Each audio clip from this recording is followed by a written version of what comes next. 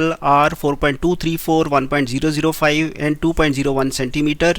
Give the area and volume of the sheet to correct significant figures. ये इस question का central idea है। अगर आप इस क्वेश्चन को देखो तो इसमें उसने आपको कई फिगर्स दे रखी हैं, लेंथ, ब्रेड्थ और हाइट की वैल्यूज़ दे रखी हैं, और वो कह रहा है कि टोटल सरफेस एरिया, क्योंकि ये शीट आपकी एक क्यूबॉइडल हम मान सकते हैं, उसने कहा है कि टोटल सरफेस एरिया और इसका जो वॉल्यूम है वो कैलकुलेट करके आप बताएं। ये उसका क्वेश्चन है। ये क्वेश्चन मेंसुरेशन का क्वेश्चन नहीं है।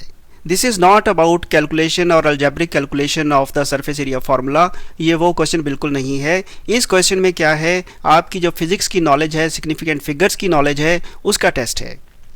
तो बेसिकली आपको क्या करना है, आपको ये फिगर्स एग्जामिन करनी है जो दी हुई हैं। ये जो फिगर्स दी हुई हैं वो क्या दी हुई हैं, 4.234, 1.005 और 2.01 सेंटीमीटर। उसको मैं एकदम मीटर में ही लिख लेता हूँ, तो मेरे पास सारा कुछ मीटर्स में है।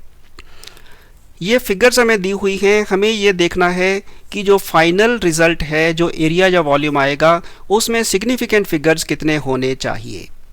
जो रूल है वो ये है कि इनमें से जो सबसे कम एक्यूरेट फिगर है, जो कम प्रिसाइज फिगर है, उससे ज़्यादा प्रिसाइज आपका फाइनल आंसर नहीं हो सकता। जो आपने मेजरमेंट करी है उसकी जो प्रिसीजन है, आपका फाइनल आंसर या वॉल्यूम या सरफेस एरिया, वो उसमें से ज़्यादा प्रिसीजन नहीं हो सकती। वो उनमें से सबसे कम प्रिसाइज उतना ही हो सकता है। तो इसकी प्रिसीजन कितने सिग्निफिकेंट फिगर्स की है, इसकी 4 है, 1 2 3 4। इसकी भी 4 ही है, 1 2 3 4। तो यहाँ भी 4 लिख लीजिए। इसमें जो सिग्निफिकेंट फिगर्स हैं वो 3 हैं, क्योंकि जो लेफ़्ट के डिजिट्स होते हैं वो कभी काउंट नहीं होते। तो इसमें 3 सिग्निफिकेंट फिगर्स हैं।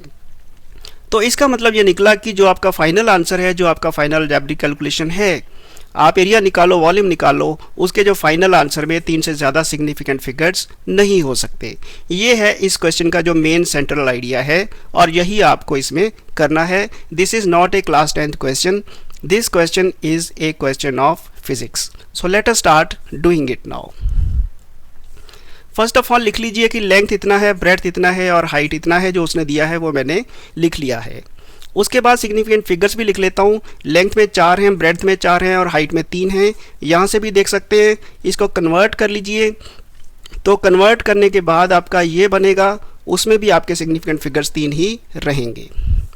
Significant figures in answer will be minimum of 4, 4 and 3. That is, it will have to be 3 only.